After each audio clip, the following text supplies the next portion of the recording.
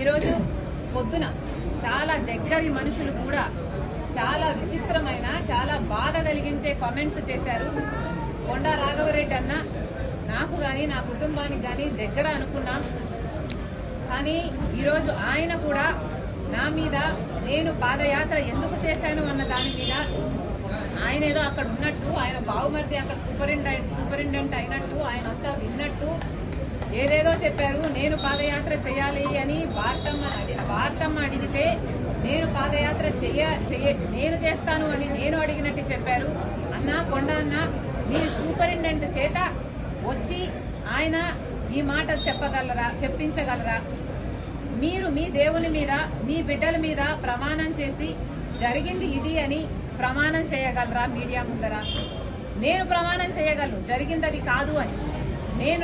నేను పాదయాత్ర చేస్తాను అని నేను ఎప్పుడూ అడగలేదు.